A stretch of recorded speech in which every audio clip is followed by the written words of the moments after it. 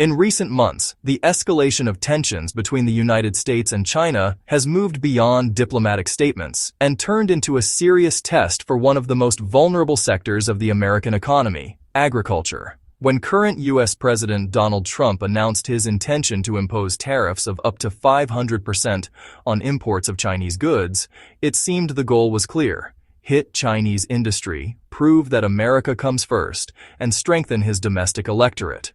But it turned out that the blow is mostly self-inflicted. Against the backdrop of this aggressive tariff course, the Chinese side has virtually stopped purchasing American agricultural products, primarily soybeans and other grains. In September 2025, China did not import a single ton of American soybeans for the first time in 7 years. This means that despite a favorable harvest, American farmers have lost access to their largest buyer, and therefore a key source of income many Midwest farmers were counting on. The problem for Trump is that farmers are one of his core electoral bases. Promising to make America great again, he relied on the support of rural counties and the political loyalty of agricultural producers. But by imposing unprecedented tariffs on Chinese imports, he stripped those farmers of their main buyer, the Chinese market. Now it is they who are facing multi-billion-dollar losses. Several sources provide rough estimates. Research and reports indicate that the American agricultural sector acknowledges it will bear the brunt of the tariff war's consequences. More than 76% of surveyed farmers believe that they, the American agricultural producers, will take the main hit from the tariffs and China's retaliatory measures. Moreover, analysts note that the planned $10 to $15 billion in aid promised by the Trump administration to farming operations is more of a temporary safety net than a solution to a systemic problem. Farmers have taken a blow on two fronts. On one hand, they have lost an export market that many relied on for a significant share of income. On the other, they face rising costs. Fertilizers, equipment, and fuel are all more expensive. In southern Minnesota, where soybean harvesting has just finished, large silos are full of crops, but there is no demand. The Chinese market is almost closed.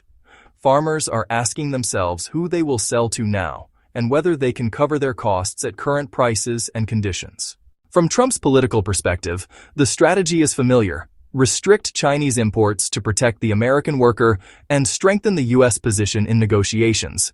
But in the end, American farmers have become hostages of their own tariffs and China's countermeasures. And if the grain is not sold, the farmer suffers losses that could undermine a key pillar of the administration's political base. From China's perspective, the logic is simple.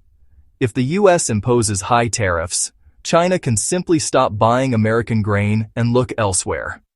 South America is already filling the gap, with Brazil and Argentina increasing soybean supplies to China.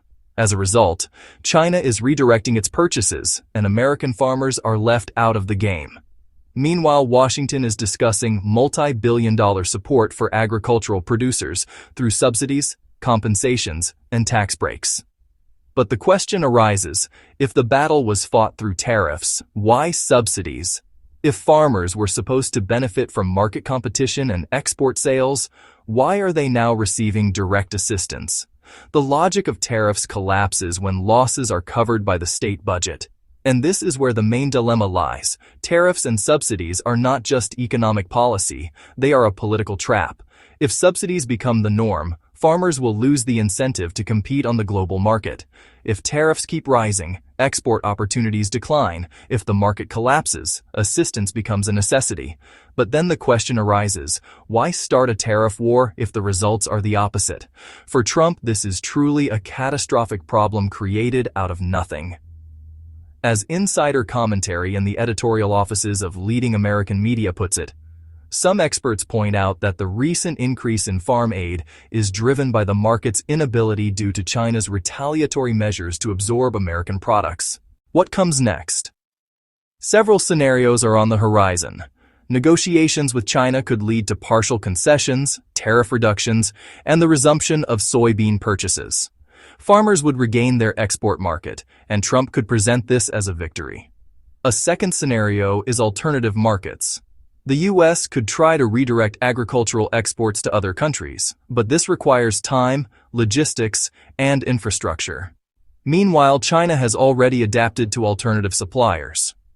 A third scenario is state support through subsidies, compensations, and agricultural grants.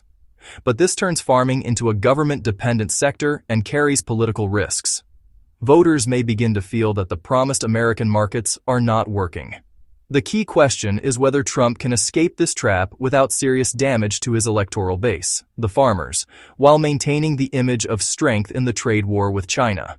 If not, the political consequences could be significant. In conclusion, the situation looks like this. On the surface, there is a loud tariff war with China. But behind it, one of the pillars of America's domestic politics is being undermined.